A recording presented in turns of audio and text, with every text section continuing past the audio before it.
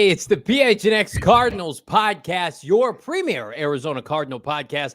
Like and subscribe. Leave us a 5-star wherever you get your programming. This is voluntary, as is OTAs, Bo Brock. We appreciate you volunteering your time with us. Johnny Venerable, Bo Brock, PHNX headquarters in downtown Phoenix. And while it feels like, a middling day in the middle of the offseason calendar for NFL teams, it is not, Bo. It is the start, officially, of the Gannon Ossenfort era when you talk about the conjunction and the combination of veterans and this new crop of rookies. Coming together, right? You're seeing the new crop of free agents come in, meet the rookie class. Outside of BJ Ujulari, still hasn't signed his rookie deal. Come on, BJ. Didn't get any insight on that today. But no, we got to see Jonathan Gannon, Monti Ossenfort's team, take the grass today in Tempe at the facility for day one of a 3-day OTA session. Yeah, look at this. For our YouTube viewers tuning in live, there's Zaven Collins working out with the pass rushers. There's Colt McCoy, got the sleeve on his arm. He was making throws today. He was taking snaps under center from rookie John Gaines, the second out of UCLA, the 4th-round pick. Lots of interesting takeaways today, Johnny. We're going to get into those from the OTAs, and later in the show, we'll have some takeaways from a embattled star receiver, DeAndre Hopkins, and some comments he made on the I Am Athlete podcast with Brandon Marshall. Yeah, I don't want to start with, I don't know what to say, the cons or the negatives, right? I want to talk about people who were there today off the top. And first and foremost, Kyler Murray was there, albeit not participating, but the one photo that I did see make its way on social, Bo, was like him side by side with Drew Petzing. And I saw somebody make a tongue-in-cheek comment, like, did Kyler grow a couple inches because he's significantly taller than Drew Petzing? Yeah. Drew Petzing, I think he's like my height, which is good for K1. Let's get some shorter coaches in there. But in all seriousness, great to see K1 out there. And I know a lot of people were kind of belittling the point online, like, well, of course he should be there. He's making all this money. He's rehabbing. What else does he have to do? But he wasn't at this, I remember, last year, and albeit he was holding out for a new contract, but he's right there with the quarterbacks, with the coaching staff, learning this offense. It's a beautiful thing. Yeah, it is. I mean, so I was kind of concerned. You're out there, and there's a part of the practice field right by the facility where they have some injured or guys coming back from injury, doing some sort of rehab, and you're not allowed to photograph. You're not allowed to shoot video of that. And that's where Kyler Murray started his day out. And I said, well, okay, that kind of stinks. I'm not going to be able to really report unless Jonathan Gannon says anything about him being present at the OTAs. And then next thing I know, Kyler's migrating his way across one practice field and right next to Drew Petzing there, where he's standing over his short king offensive coordinator, and they're sitting there talking shop as the rest of the quarterbacks are slinging passes around. So it's great. I mean, we've heard, thoughts from Jonathan Gannon about Kyler Murray being in a meeting and the coaching staff betting whether or not he was going to know the answer to a question about scheme and a play call to where he's just continuing to put himself right smack dab in the middle of this Arizona Cardinals team and their game planning and their install that went on today, despite his inability to participate because he continues to rehab from the knee surgery that he had earlier this year. He didn't look like he had a brace or anything like that on his knee. I know he wasn't participating in any of the drills, but let's stay with the quarterback group, Bo Brock. And you said at the top of the show, Colt McCoy is throwing. If you missed it, our off-season depth chart prediction for quarterbacks, Bo and I are firmly in the camp that right now, as lackluster as it may be, number 12, Colt McCoy, is going to start the year for the Arizona Cardinals come September. How did Colt McCoy look in comparison to when he didn't volunteer or didn't participate, I should say, earlier this offseason? Is he fully recovered from some of those ailments that plagued him at the end of 2022? Yeah, I mean, it certainly looked like it. He looked like he had fresh legs out there. You've never seen Colt McCoy really put on a display throwing, heat on his passes. So I mean, you're seeing the normal Colt McCoy, and we don't really know the extent of what maybe work he didn't have this offseason, but he went through it as far as injuries last year, right? From his head to his neck to his calf to his throwing arm. So to see him coming out and looking fresh and looking like 100% Colt McCoy, I think it's good for this Arizona Cardinals team. And it seems like maybe that's been the plan, right? Because we talked about it on Friday. We're a little befuddled by like how this team and how quiet it's been filling the quarterback position this offseason. And you let Trace McSorley walk because I think you figured out at the end of last season that he can't play at this level.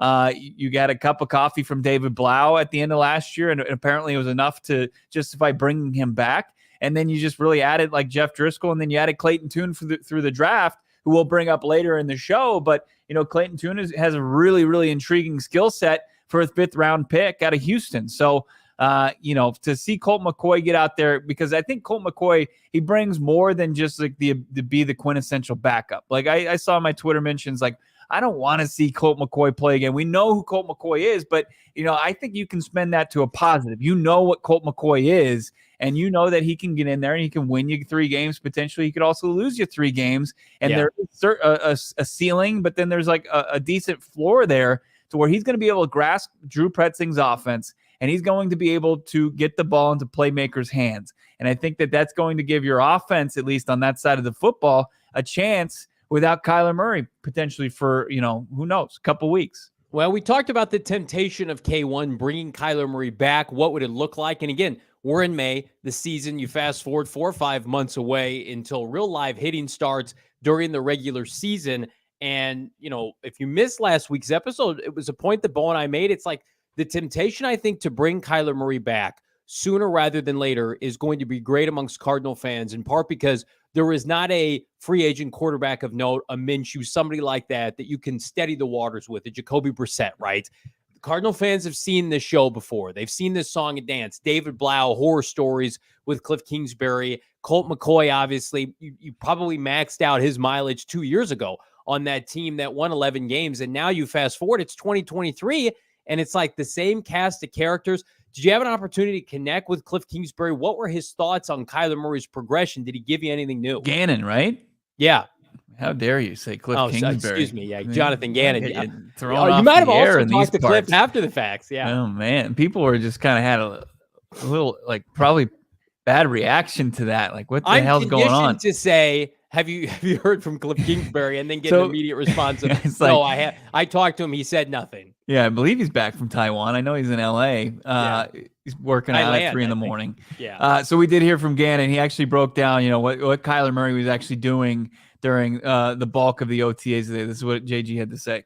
Kyler just, obviously he's going through the rehab process, but he wants to be out there. I know that. And, he's fully engaged with everything we're doing. And I saw him making the reads back there behind the offense. So, when the guys see your trigger guy out there, it matters. So he's done everything and more that we wanted him to do, and excited for him where he's at.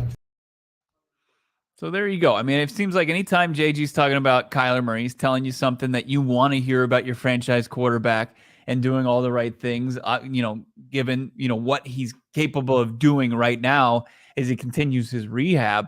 I look at Fishbowl Flash here asking any scheme changes. I don't know if he's specifically asking about the offense, but absolutely. I mean, you're going to have a complete overhaul as far as the scheme goes. We were talking to Zach Pascal, a wide receiver that followed Gannon from Philly to the desert.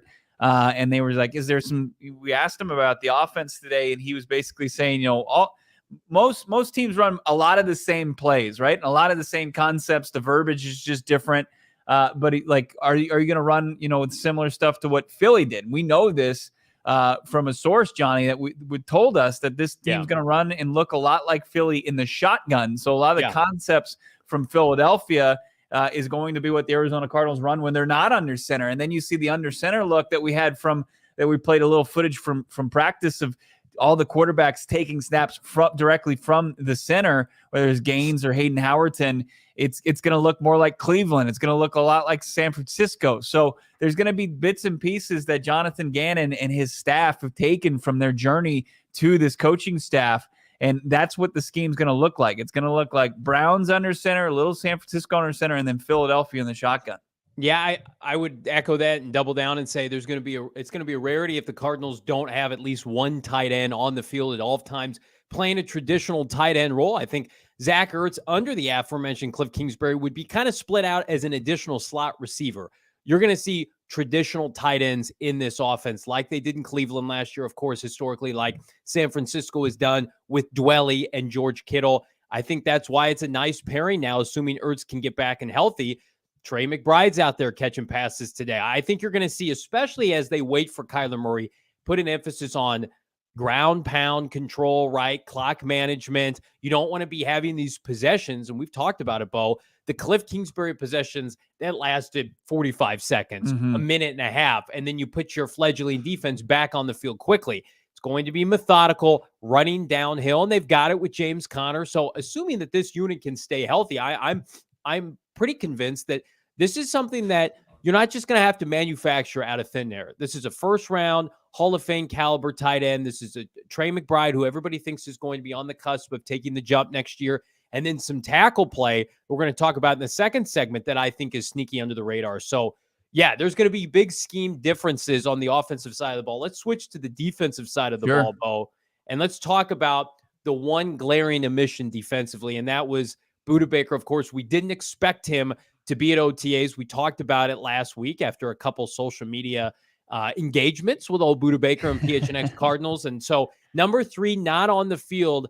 What's the significance of that? And then maybe, Bo, what's the trickle-down effect as it relates to the rest of the secondary? I mean, it's opportunities for guys, right? It's guys that, you know, the type of player that we might see in the future that can make their way into significant playing time with this Cardinals defense and playing under Jonathan Gannon. He likes to develop these guys, bring them along. But, you know, we talked to JG. We asked him about the status of Buda. This is what the coach had to say. I think Buda will show up when he wants to show up, you know, and he's been awesome. He kind of wears us out a little bit with the tape and different things like that, but he's working. He'll get himself ready to play.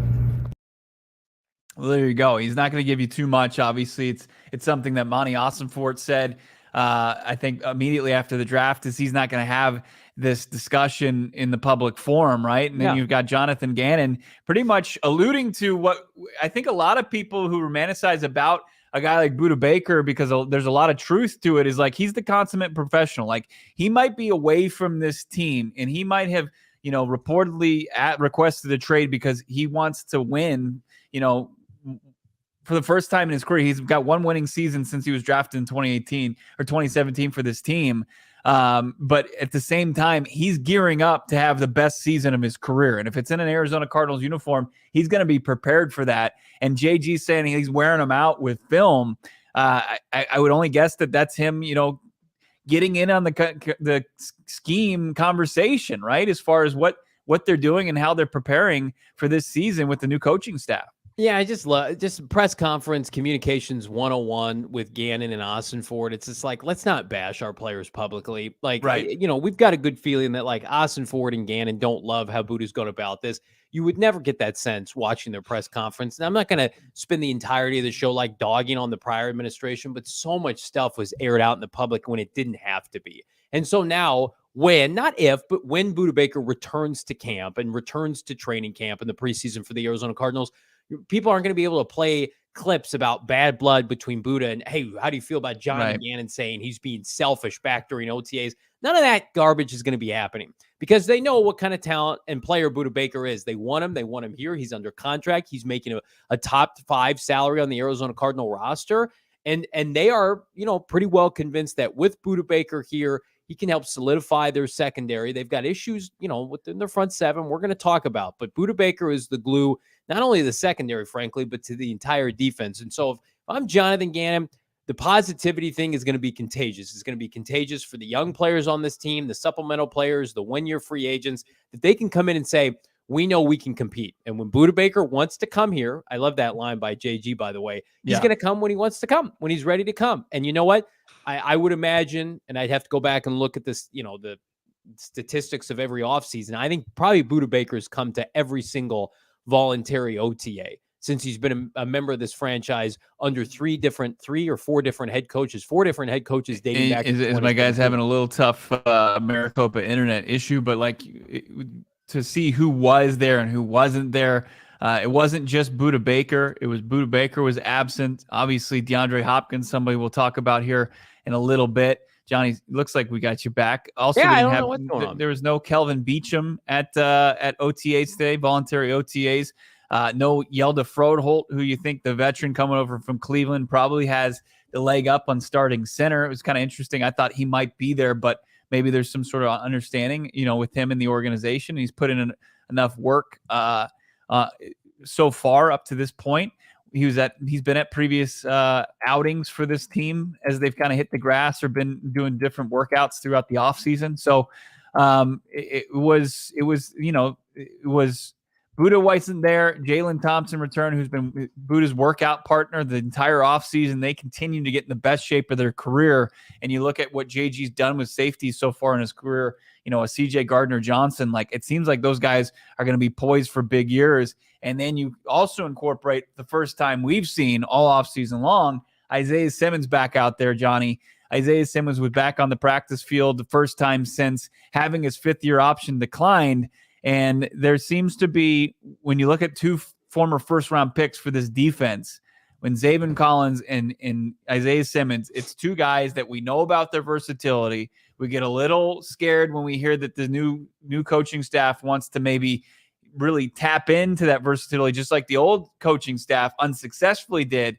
You see some hybrid roles out there kind of materializing even early stages of OTA for both Isaiah and Zaven Collins. Yeah, based on what you told me, it doesn't sound like either Simmons or Zaven Collins is going to be kind of that every down Mike calling the defense linebacker, which, again, if you go back to circa 2020, 2021, every spring we're convinced that this is the guy. This is the guy that's going to come in, call the defense, be the stalwart, be the Brian Urlacher, Luke Kuechly-esque, Fred Warner inside backer. When in reality, these were two guys that are probably now, Bo, as we were texting off air, playing their best positions, right? Being put in the positions that they should have been put in since the minute they were drafted. I would say if you go back and look at a lot of the scouting reports, Bo Brock, pre-draft in 2020, a lot of people had Isaiah Simmons playing safety. Then you look at 2021, I sat there on my couch like everybody else, and I saw Zaven Collins be drafted, and I'm like, well, surely, he played outside linebacker at Tulsa in a 4-3, but I think he's going to rush the passer. And it wasn't until later that night when we heard Steve Keim's audio in the post-conference presser, it was like, no, he's going to play inside with Isaiah Simmons. Everybody's like, are you sure you want to do that? And so now you've got an entirety where this coaching staff says, okay, we're going to put aside everything that you have done for the last couple of years. We're not going to hold that against you. You're just going to be put in the mix with the edge rushers, the pass rushers, the DBs, and we're going to do our best with Nick Rollis, one of the hottest young defensive coordinators in the NFL, and Jonathan Gannon to get the most out of you. And it's like we've been saying, especially with Isaiah Simmons, if it doesn't happen here this year, feels like it's difficult to envision it happening, and I mean happening in a Pro Bowl sense anywhere else. Yeah, so when you look at these two players, and you can actually define what their hybrid role is going to look like. And it's like Zaven Collins is going to be at sometimes a 4-3 outside linebacker, right? So he's going to be part of the three linebackers that are playing a bit off ball. And you've got him, you've got Kazir White potentially in the middle of that linebacking core. And then you've got Zaven Collins, and then his hybrid role is he would maybe potentially move up to a defensive end role, right? Or an outside pass rusher. So it's Zaven is like he'll be at the middle potentially, and then he can come forward to where Isaiah Simmons is the opposite, right? He could be also a 4-3 linebacker and then move to the back end, and sometimes he could be on the field in that hybrid role. Does he need to fill a need as far as defending the slot?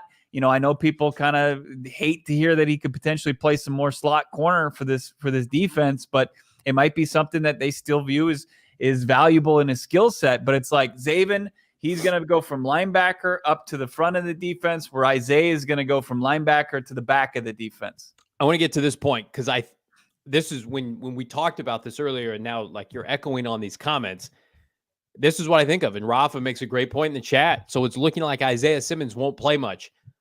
Would you agree that there is a much better chance right now Zaven Collins is starting on defense, either at rush end, outside pass rusher, or linebacker, compared to Isaiah Simmons, where it feels like at an expensive price tag as a first-round pick, top 10 selection, even though they didn't pick up his fifth-year option, Isaiah Simmons right now feels like a rotational defensive back tweener player. Would you agree with that? I don't necessarily agree with that. I mean, and that's where I'll kind of lean on it's the infancy stages as far as now. Jonathan Gannon said they mostly have everything installed, but as far as who's going to start to carve out significant roles for themselves, I think that they view obviously they're going to play to the strengths. Like if they want somebody to be in there, be more geared up towards slowing down the run, getting after the passer. You probably lean on Zaven if you're looking for somebody more from a coverage standpoint.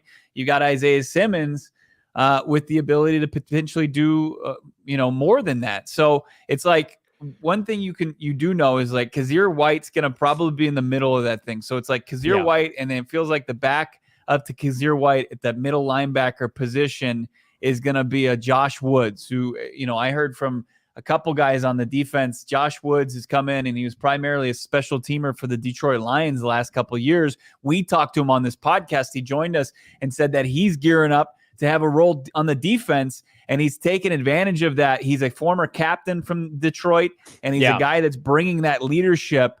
Cameron Thomas said that Josh Woods is one of the new leaders of this team. Wow. Post JJ Watt as far as the defense goes. So Josh Woods is emerging. So it feels like those are your two options, like in the middle. And then you start to move around. Like it could be like Kazir White in the middle, and then you got Zaven and Isaiah on either side of them. So it'll be interesting to see how Jonathan Gannon and Nick Rallis manipulate this. But I think they like that they have the ability to give so many different looks to an offense. Like that's Jonathan Gannon wants to keep the game plan itself on a down-to-down basis simple for his players, but complicated for the opposing team. And it makes sense. But it's something that they need to. I think that's what they want to do. I love the transition to this new defensive front, which is kind of like a hybrid 4-3-3-4 defense. And the point that you just made about Josh Woods, who's a friend of the program, have a podcast, check it out on our YouTube page if you haven't seen that, coming in and being able to make an impact. Historically, a lot of 4-3 linebackers or 4-2 linebackers, Bo, are not first-round picks. They're mid to late round guys. They're undrafted guys, right? They're guys that are forgotten about. Go look at Philadelphia's linebacking core as they got them to the Super Bowl, two touchdowns before the outing against Kansas City. And it's one of those things where the Cardinals can take a breath and pay Kazir White solid money, but not great money, and go get Josh Woods for the vet minimum, and they can start those guys and be confident, because it's about the big fellas up front generating pressure, and then it's about can your safeties and corners cover adequately. So again, you talk about roster construction and team building at the highest order. I absolutely love that. I'm all for. Let's give the kid out of Auburn an opportunity late on day 3. And we talked about it, Bo, after the draft. You don't think that kid's going to see the field at some point? We've got Josh Woods out there. We've got Kazir White. If Isaiah Simmons and Zaven Collins find their niche at safety, edge, I mean, shit, what if Zaven Collins has a handful of sacks at the halfway point of the season? It's like, you're not going to want to take him off of there. He's not going to want to do that for future paychecks. And if Isaiah Simmons, as people point out in the chat, it's like Buda Baker contingency plan, perhaps, if Buda Baker is maybe dealt at the trading deadline. Yeah. I think there's momentum for a couple under the radar names at linebacker to emerge for this group. And again, roster construction. Think about how bad that group was last year. I mean, you really had Zaven, and they needed, it was a necessity for Zaven to take a step in his second season. But outside of that, I mean, it was Tanner Vallejo, it was Ben Neiman, it was Nick Vigil. Nick Vigil had like a 29 PFF grade at one point. I didn't even know it was like the F-. And the difference between that group, though, that low. The difference between that group is, dare I say, old and washed, not great to begin with, and let's bring him in their late 20s, early 30s. And then this group where Josh Woods has never been given an opportunity. He's young. He's in his early to mid 20s. The kid out of Auburn's a rookie. Kazir White's a Super Bowl runner-up, starting linebacker. It's a big difference between that group and what the Cardinals were trotting out, and then trying to make maybe an edge rusher and a safety play linebacker. Yeah. Very, very encouraging. And I like to think the point about Zaven, it's like if he can carve out a pass rush role, you could get a pass rusher, and if they pick up he can make himself valuable to this organization to where they won't feel the same way about Zaven, or about, like they did with Isaiah Simmons, to where we're not going to pay $12 million to a linebacker, but if he's considered a linebacker, but he's a pass rusher, and you get him at a $12 million clip in his 5th year, I think that they'd see a lot more value in that. So Zaven Collins can maybe set himself up for, going into his, going in through his 3rd year, but set him up for his 4th and 5th year in that security of that rookie deal by carving out this pass rush role for himself.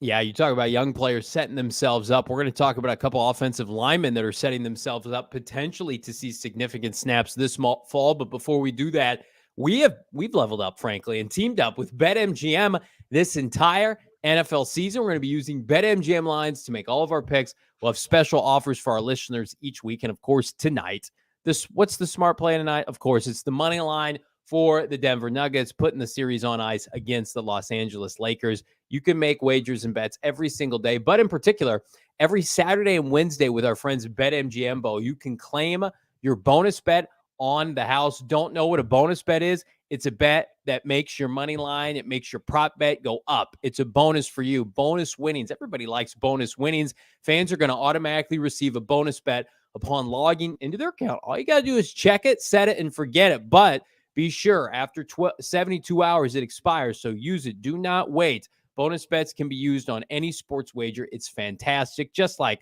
our PHNX Suns watch party presented by Neutral. Fantastic all throughout the postseason. I'm sad those are over, but we got faith on the horizon. We got the Knockout Nights Cornhole League, first Friday of every month. Began in May, goes all the way through August. We got specials, giveaways, BetMGM prizes, live broadcasts, and more. If you haven't signed up yet with our friends at BetMGM yet, use that bonus code PHNX. Now, there's a few different offers depending on where you live, but for our folks in Arizona, you're going to get up to $100 in bonus bets on your first wager with BetMGM. Again, make sure you're using that bonus code PHNX. Check out the show notes for additional details. And now listen to our guy Shane Diefenbach talk about it in the disclaimer below. Disclaimer, 21 plus to wager. Visit BetMGM.com for terms and conditions. U.S. promotional offers not available in Washington, D.C., Mississippi, Nevada, New York, and Ontario. Gambling problem? Call 1-800-GAMBLER. Colorado, D.C., Illinois, Indiana, Louisiana, Maryland, Mississippi, New Jersey, Ohio, Pennsylvania, Tennessee, Virginia, West Virginia, Wyoming. Call 877-8-HOPE-NY or text HOPE-NY 467-369, New York. Call 1-800-NEXT-STEP, Arizona. 1-800-522-4700, Kansas, Nevada. 1-800-327-5050, Massachusetts. 1-800-BETS-OFF, Iowa. 1-800-270-7117 for confidential help, Michigan. If you haven't found a spot to watch the game tonight, why not check out our friends over at Four Peaks in Tempe, 8th Street, the brewery. Unbelievable spot. The atmosphere, it's the best place to take in any game. D-backs already on the TV taking on Philly. The Snakes are heating up, and then you've got the Western Conference Finals. You got the Eastern Conference Finals. You've got the NHL playoffs continuing. Why not go to Four Peaks, take in a sporting event, and while you're at it, follow them on all their social channels because they have so many great events, so many great winning potential. You can win yourself 4 seats to a Diamondbacks game. You get 4 seats, you get tickets plus D-Bucks. You can spend some money at the ballpark, grab some food, some ice cold Wow Wheat or Hop Knot on Four Peaks because they're going to give you those D-Bucks as well. You got to follow at Four Peaks Brew on Instagram, and then they got the link in the bio for you to get yourself set up to potentially win those tickets taking a Diamondbacks game. Why not do it? Check out Four Peaks at Four Peaks Brew at Four Peaks Pub on the socials. Keep up with the latest on Arizona's hometown brewery. And while you're at it, get yourself that Wow Wheat, get yourself that Hazy, get that Hop Knot, get that Raj IPA. How about some Kilt Lifter, the flagship? How about some Bourbon Barrel Kilt Lifter? You can't go wrong. They got a beer for everyone. Check them out, 8th Street in Tempe. Check them out at I think Terminal 4 in the airport, Sky Harbor. Oh, great. You can find them anywhere. It's Four Peaks. They're at the ballpark as well. Love Four Peaks. Got to be 21 years or older, of course. Drink it responsibly. So one of the biggest indictments of the prior regime, Bo, is the lack of development for rookies, and a lot of that stemmed to their outright refusal to play them early and often, right? We could probably count on one hand during the Keim administration how many times Keim, Bruce Arians, Steve Wilkes, Cliff Kingsbury got impact from rookie players during their first year in the NFL. I know it's one day of OTAs, but it does feel like with this regime, I texted Bo, I said, we got some favoritism going on with some rookies. Chef's kiss, you absolutely love to see it. And I want to first start Bo and I made a wager last week, in case you Uh-huh. missed it. We talked about the offensive line group, and I said, I think Paris Johnson Jr. is going to start a tackle to begin the year. And so Bo gave me 20-1 odds. I forced him. If Paris Johnson Jr. doesn't start a tackle, Bo gets $20. Wasn't it left tackle? You know what? I'm not really sure. I think it's up to interpretation. But that's a key part of the bet here. All that to be said. You open up OTAs today, and it looks like there could be some change on the horizon as to the initial folks that thought, well, Paris Johnson Jr., he's going to play guard because there's no spot. Well, maybe there is. Yeah, you would have thought, like, when we came up with our predictions for the offensive line, I looked at just experience at the positions, right? And I had Paris Johnson Jr. playing right guard like he did at Ohio State for his sophomore season, as opposed to maybe going to right tackle and learning that position, or playing left guard, which he's played left tackle, but he didn't play left guard. And then Will Hernandez has professional experience at left guard, even though he played at right guard last season. So, but with Kelvin Beachum not being there today, it felt like the right tackle position was held down by the 6th overall pick. And then you had John Gaines getting some reps at center. And then Will Hernandez in his usual role as right guard. And then we've still got DJ Humphries. He was in it. He was there at OTAs, but he wasn't practicing. So Josh Jones is a left tackle for the most part. And then you look at everybody else, and it's like they preach versatility, right? They like Gaines' versatility. I think they even like Paris Johnson Jr.'s versatility, but I don't think they look to those guys for their versatility necessarily. They look at the guys who are going to be primarily backups to start looking at like a Dennis Daly could be a guy who played left tackle, could kick inside, play some guard. You've got Isaiah Wilkinson, somebody else who you could kick in, play some guard, has tackle experience. That's what they're talking about when they look at the versatility. I think they're not like bald-faced lying to us about versatility up to like the top, but I think that they're obviously going to play to the strengths of their starting caliber players and find the right starting role for them, for a Paris Johnson Jr., for a DJ Humphries, for a Josh Jones. It really was interesting, and you take it with a grain of salt because it is day one of OTAs, and we won't get to see the next 2 days, but really interesting out of the gates. You know, if I had to guess right now, I would say Paris Johnson Jr. Has a chance to start at right tackle.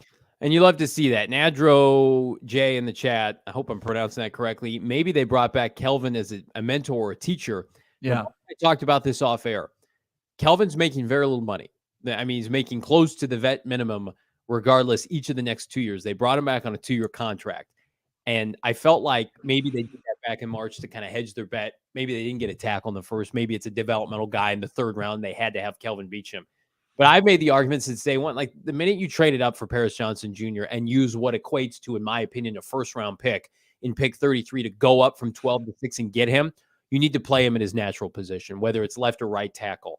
I feel like, and we walked through this off air, Bo, like if they were dead set on playing Paris Johnson Jr. at guard to begin the year, he would have been playing guard today, and you would have moved Dennis Daly to right tackle for a day. You would have survived.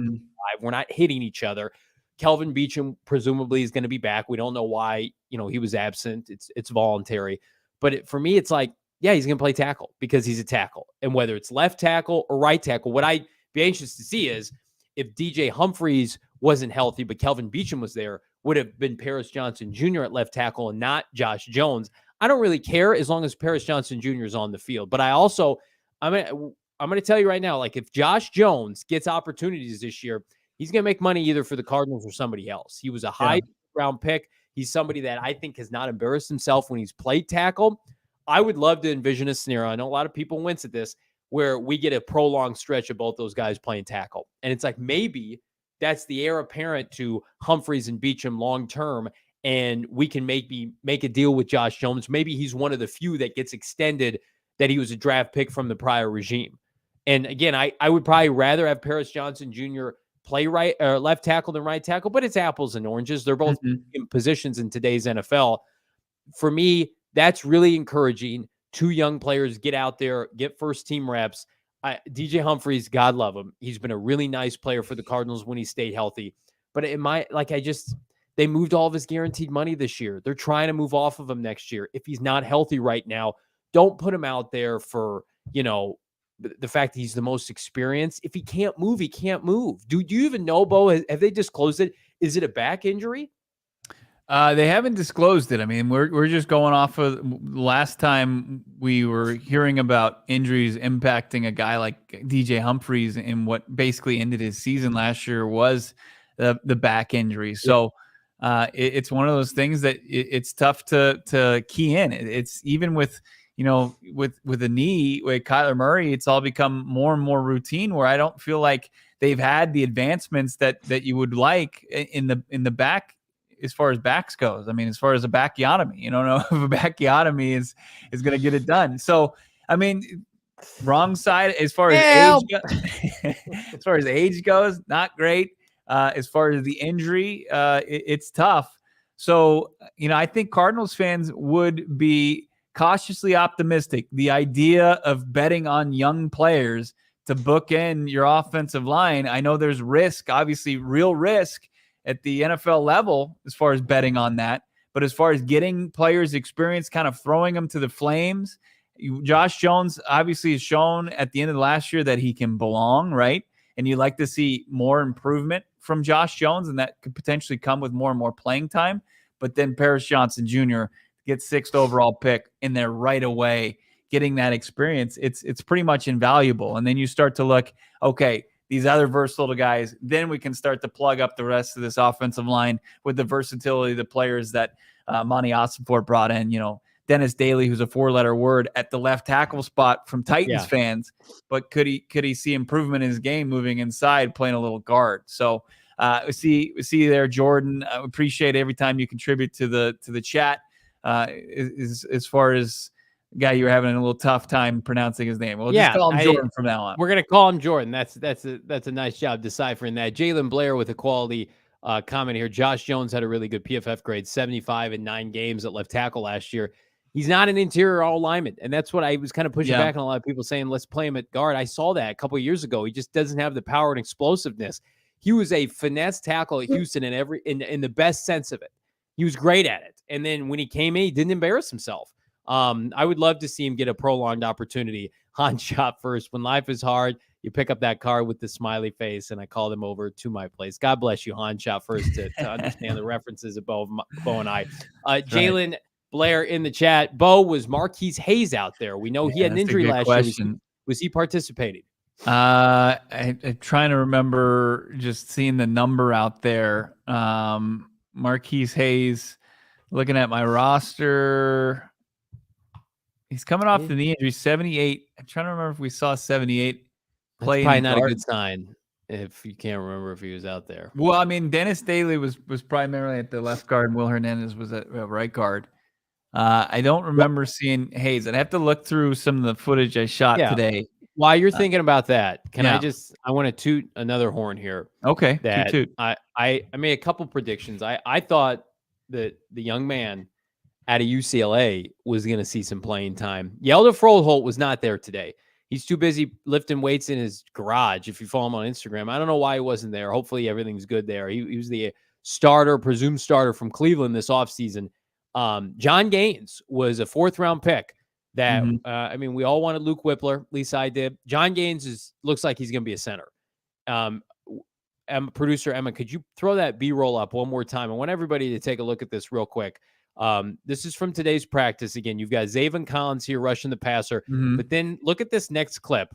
Look who number 12 is taking snaps from right there. Presumably, he's like, why would Colt McCoy take snaps from Jonathan Gaines at center if John Gaines was not, number one, going to play center and potentially be the first man on deck should Yelda Froholt, fumble his opportunity, so to speak. I think, we might have read too much into, or at least I did, right after the draft. He got a center number, right? He got a number in the 50s. Yeah. But you just talked about like position versatility. It's hard to play center. You've got to go know all the combinations of the O-line, the coverage snaps, everything. You got to know where everybody's supposed to be. It's a lot to put on a kid. Now, his acumen and his education was immense. He's got a huge brain. He was a super smart kid. Then you almost go to Yale or some Ivy League school before UCLA. I'm looking at that at a 3,000-foot view, and I'm saying to myself, this kid's going to play center. whether he's a backup or a starter, he's not playing guard. He's a center now. No, I agree with you. I think he's second on the depth chart. I think it's Froholt's job, and I think he's earned it. I think he came over with the intention to continue to play center like he did it for about 4 games last year in Cleveland. Followed Petzing for an opportunity to start at his strongest position at the NFL level. Now that's great on a curve as far as what he's done at the NFL level.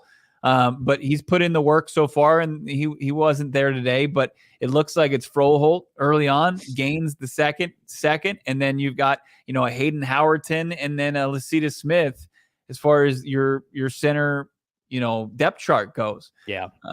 So look, I mean, the offensive line, obviously you're one blue chipper.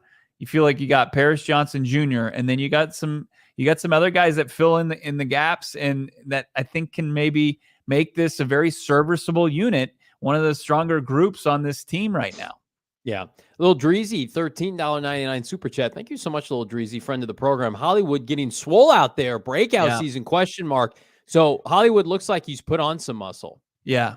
He looks like he's bulked up, and he was out there running some routes, probably trying to fit in a little bit bigger wide receiver room these days. But, it's not just Hollywood. I mean, you look at both JT and Buda Baker, we've seen them bulking up on the gram, and you see those guys are in the best shape of their lives. And then we heard from Cameron Thomas, who said he was drafted at 272 out of San Diego State, and the team had him slimmed down to 255 to play a little, outside linebacker in a 3-4, and now he's bulked back up. He's closer to what his draft weight was. He said he confirmed he's over 270 again.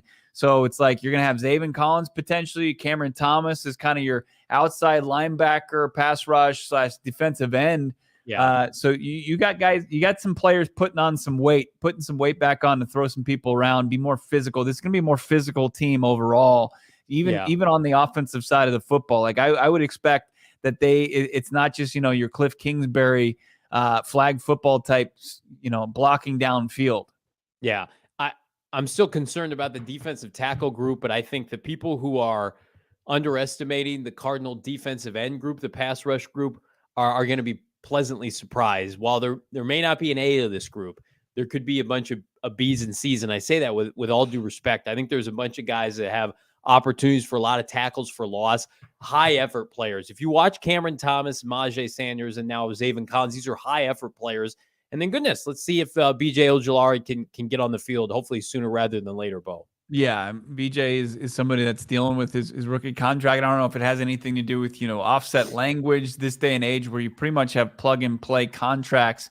There's a few things that can hold things up. And your second round pick in BJ Ojulari, Garrett Williams, your third round pick, your first of 2 third-round picks that they took in this spring's draft.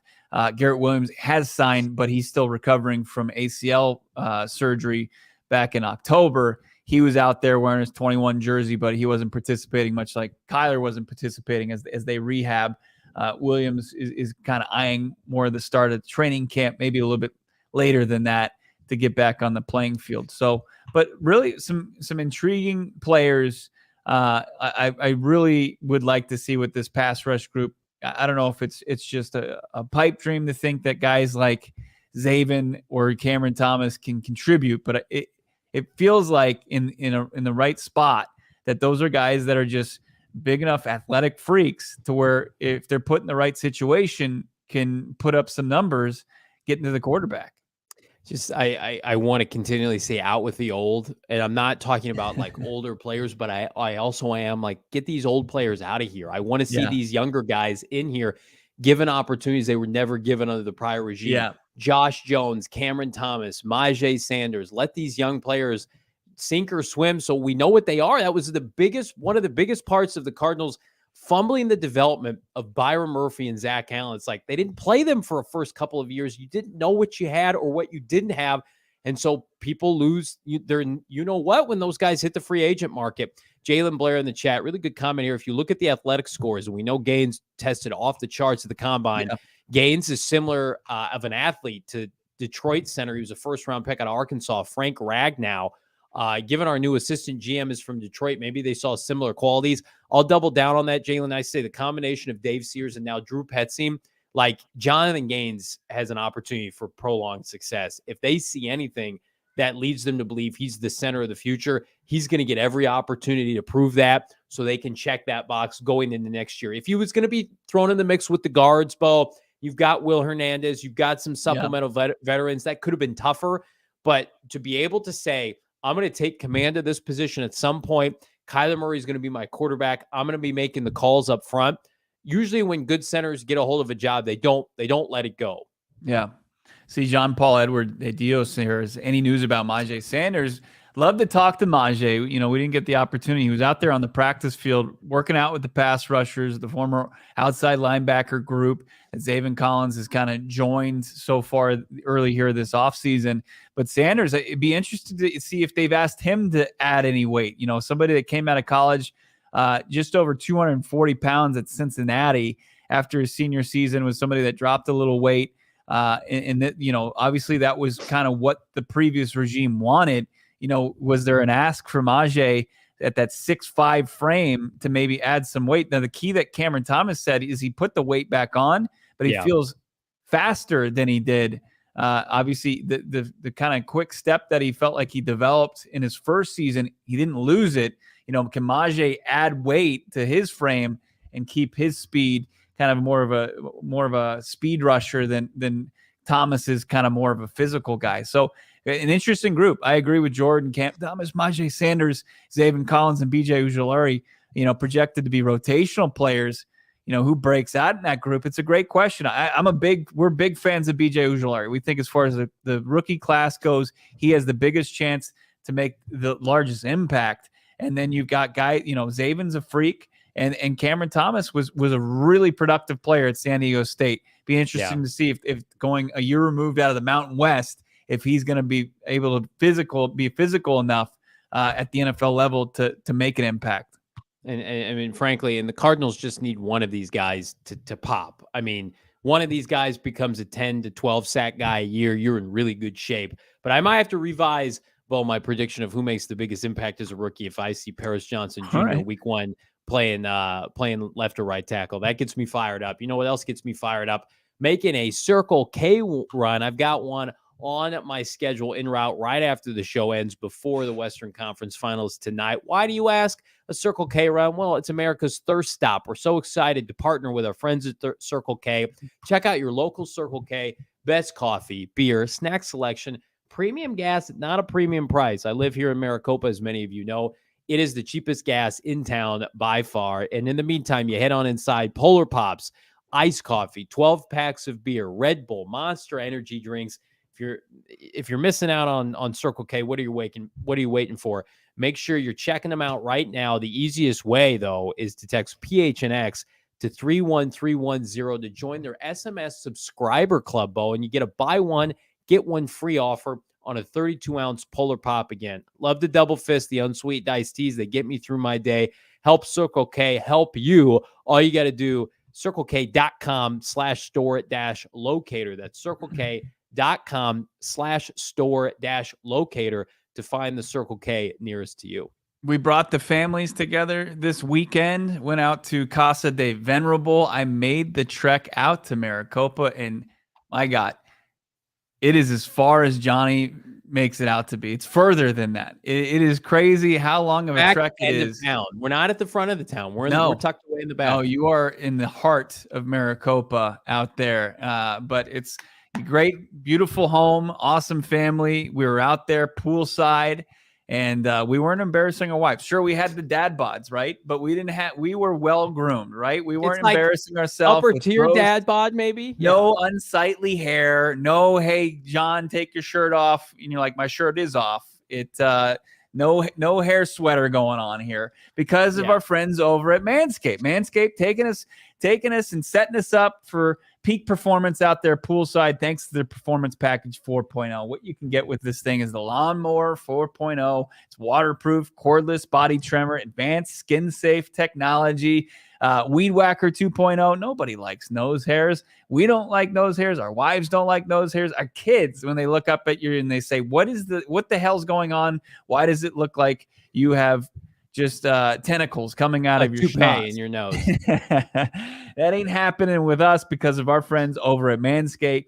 Take advantage of all the great deals that they have. They've got 2 free gifts, not 1, but 2 free gifts. You got the Shed Travel Bag. It's a $39 value. You'll get that for free. And you'll get the patented Manscaped Boxers. So the Boxers are going to come with it. You're going to, if you're wearing sandals, you don't want any like toe hairs. Those are as unsightly as they get. Get the right tools for the grooming essentials. Do yourself a favor. Get the right tools for the job. 20% off, free shipping with the code PHNX at manscaped.com. 20% off, free shipping included with the code PHNX at manscaped.com. Trim your chesticles with the besticles, our friends over at Manscaped. Yes, absolutely. Lil Dreezy, another super chat. Thank you so much, Lil Dreezy. $13.99. Bo Brock, how did Marco Wilson look out there today? CB1 for the Arizona Cardinals. He looked good. I would say that, the cornerback group, probably like the least amount of intrigue, right? You got Garrett Williams, as I said, he's on the mend from having, rehabbing his knee. You got Marco over there. You had Antonio Hamilton out there. Keitrell Clark made his debut, 6th rounder at Louisville. He was out there on the practice field for the first time because he missed rookie mini camp. So Clark was out there because he was graduating from University of Louisville. So Marco looked good. I mean, he looks like somebody that he's always looked the part, right? As far as size, the athleticism. Marco Wilson, number 20, looking good out there. So Marco Wilson, just really no Buda Baker. That was the only thing as far as the defense goes, the only key part missing.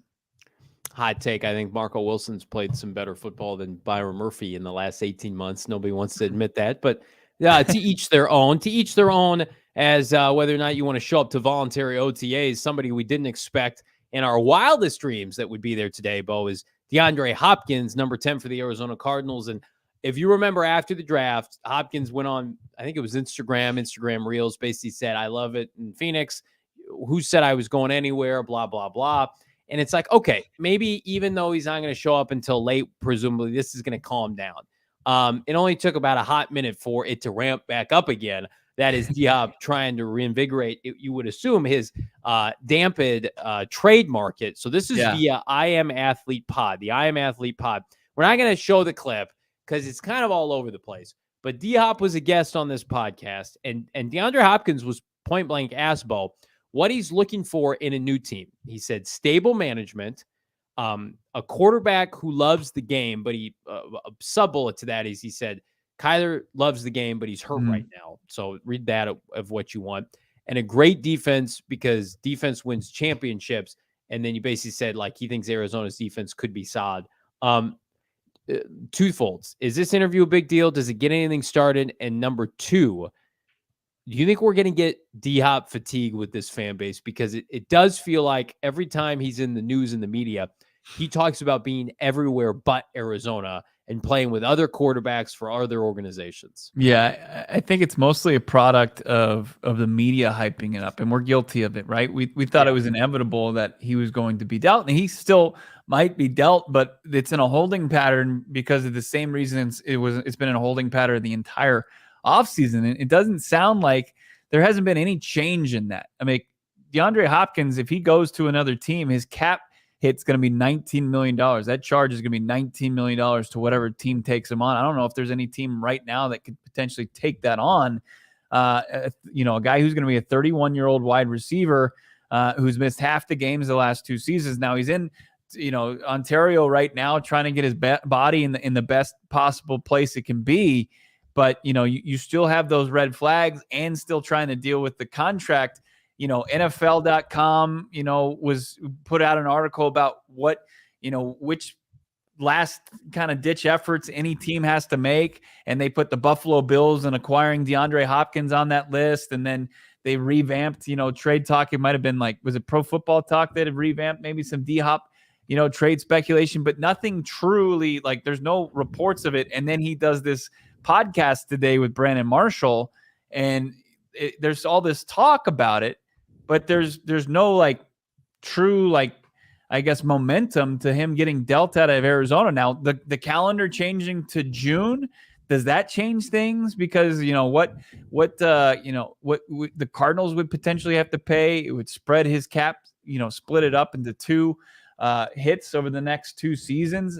I don't know if that necessarily changes it, because it doesn't change what the team taking on the salary. It's still $19 million. So I just don't know if there's anything that's changed, even though we've had, speculation, and we've had from the man himself, DeAndre Hopkins, talking about quarterbacks that he'd like to catch passes from in the future. Yeah, I have a little D-Hop fatigue at this point, in part because, he is clearly the highest paid receiver in the NFL for a cap hit this year. Now, you might say, what about next year, future years? He's making just over $30 million this year. And then the next closest is Cooper Kupp. He signed that after he won, I think, the Super Bowl MVP. And then there's a drop off to Amari Cooper and Mike Evans, who are like in the $23 million range.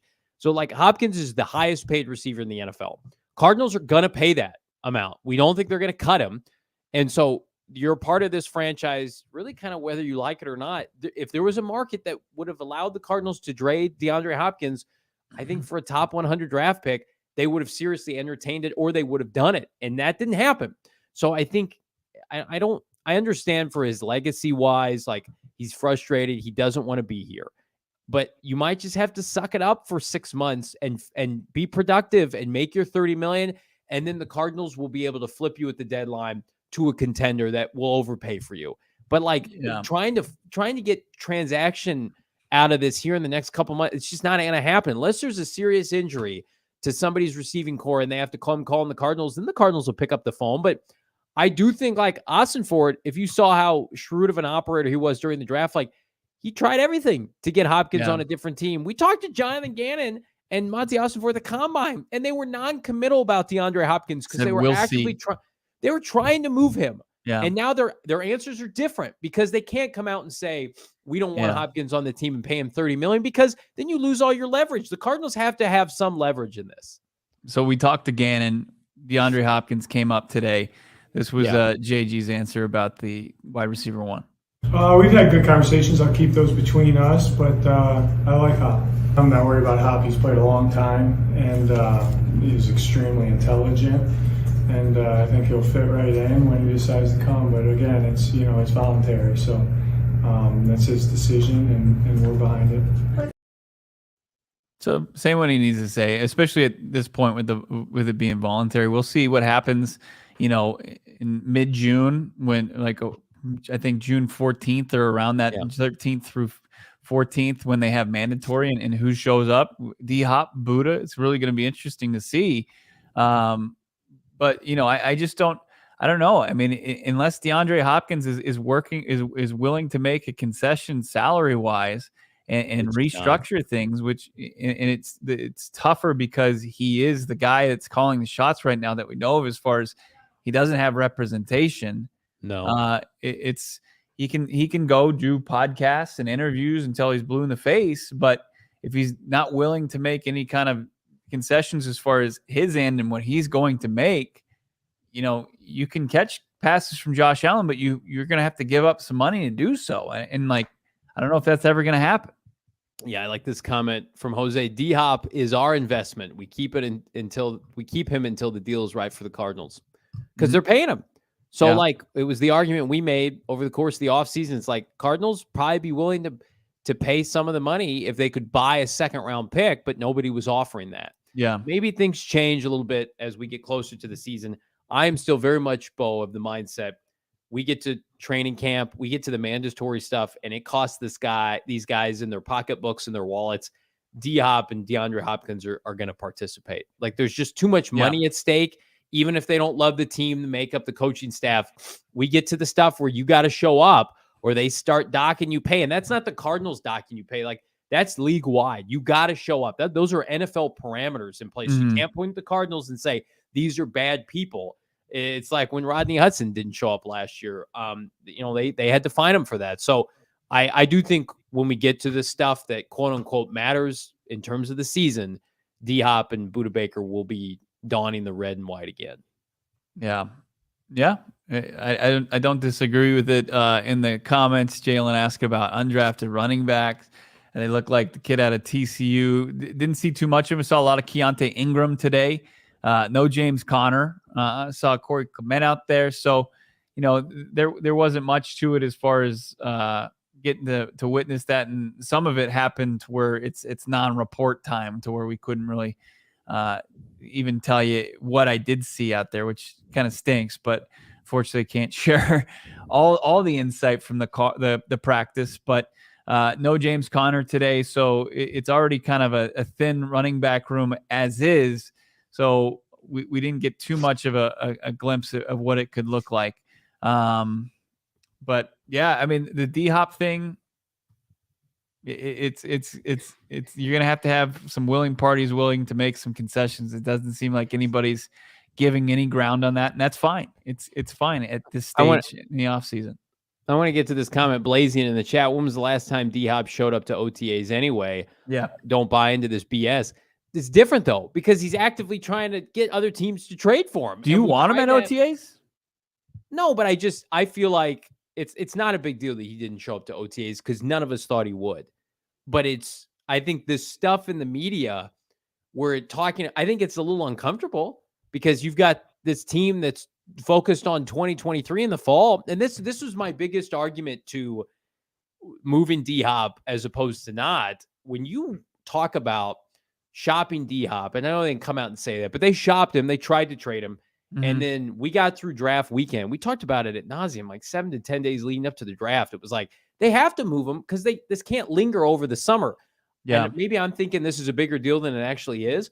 But for a team that's trying to get their groove and a new coaching staff and to develop a new culture, then you have your best player talking about, I want to go to this team. I want to do this. I want to do this. And it's just like, I'm sure they don't want to deal with that. But in actuality, the only way they don't deal with that is they take 30 cents on a dollar. And I think D-Hop can sense a lot about his value based on other teams. Cardinals think your value is $30 million because they're paying you that right now, $19 million in cash or whatever somebody put in the chat. Yeah. Nobody is willing to part ways with a premium pick for DeAndre Hopkins. And so, like, would you feel good about like going to Baltimore or going to, Buffalo or Kansas City for like a 5th round pick? I would just say, DeAndre, can we just let this play out? We're going to put you in positions to succeed. Maybe Bo, he's got concern because he won't be given the opportunity to succeed because the quarterback play would be so bad. And if that's his question and his concern, I sympathize with that, because that could be an actuality where we want to deal DeAndre Hopkins this offseason, or during the year, but his targets aren't matching his production because we can't get him the football. Yeah. I mean, you can still hear me here, right? You just can't see me. I can. Yeah. So I just think that it's a good point. I mean, he didn't bring up Colt McCoy as the top 5 quarterbacks that he wants to play with. But he did bring up a Clayton Tune. He didn't name him by name, but he said the quarterback from Houston. And it's kind of funny to hear him say his grandpa is feeding him YouTube highlights on Clayton Tune and getting, and you see Clayton Tune, you like what you see, right? But can a 5th rounder, playing in the conference that he did, can that translate to success right away at the NFL level? That's, you don't often see that, right? But if D-Hop, he likes, what he sees so far from Tune, could be some potential there. And he knows that McCoy, at least of as I return here to your screen, can get him the football. Like, in the same couldn't be said about the guys that ended the season at quarterback for the Arizona Cardinals. So it's, there's going to be I'm sure there's going to be some conversations if there's no deal done between now and mandatory minicamp about, a future where he's in these plans, at least until they can find some sort of, some willing team to take on $19 million. The biggest issue we just had with Bo's camera is I couldn't see your more furniture anymore. And I know. So then the camera went out and I wanted to see more furniture. I know. Well, you can tune into any of the episodes on PHNX Sports, whether it's PHNX Suns, D-backs, Coyotes, and you'll see some great more furniture on full display. It's so comfortable. It's also stylish. Get yourself some more furniture for your living room, your dining room, your kids' room, your room, your office or entertainment setup. They've got mattresses. Get in on More Furniture. They've got a Memorial Day sale where you can save up to 50%. Go to morefurniture.com. Save big on the best furniture in the Valley. Take advantage of their white glove delivery. Producer Emma was out of town, or not out of town. She was working for a week because she was moving. I bet she wished she took more advantage of that white glove delivery instead of all the blood, sweat, and tears she put into moving, because More Furniture is going to deliver the furniture. They're going to set it up for you. They're going to get rid of all the packing materials, and they're going to set it up exactly where you want it. Get your feng shui perfect in your whatever your living situation is. Go to morefurniture.com. Take advantage of the best furniture in the Valley at a great price. Take advantage of the furniture. Take advantage of the content. The content at GoPHNX.com is second to none, beginning with our PHNX Cardinals beat reporter, Howard Balzer. Get his articles 90% for free, but regardless, slam that promo code Howard, HOWARD.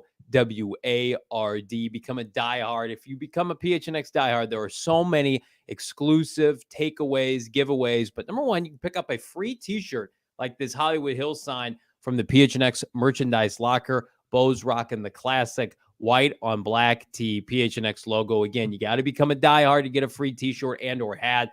Every single year you're a diehard, you get to pick up a free piece of merch at GoPHNX.com. Banner week up ahead for the Arizona Cardinals as they continue OTAs. Bo Brock, any staunch high-level predictions as we gear up for OTAs, voluntary week one, as we get out of here?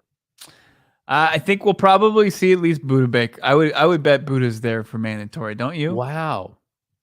You not think so? I don't know. I've been of the mindset maybe like training camp. We'll see Buda Baker. But you think Buda Baker is going to come walking through that door on Tempe Drive or whatever the address is? That's not the address. Good old Hardy. Yeah. I mean, we'll save some more bold predictions for tomorrow. Should we continue to look at our depth chart tomorrow? Yeah. You want to dabble in the receiving core? I feel like that's appropriate given the fact that Zach Pascal today. Yeah, let's do it. All right, let's do it. And we want to see you all tomorrow on the show, 4 p.m., PHNX Cardinals podcast, your premier Arizona Cardinal podcast. Like and subscribe, Bo Brock. More great content if you haven't checked it out already at PHNX_Cardinals on your social channels. Lots of great quotes from Jonathan Gannon, some video from practice today. You can take it all in at PHNX_Cardinals on Twitter and also on Instagram. For Bo Brock, I'm Johnny Venerable. We're back mañana. Peace.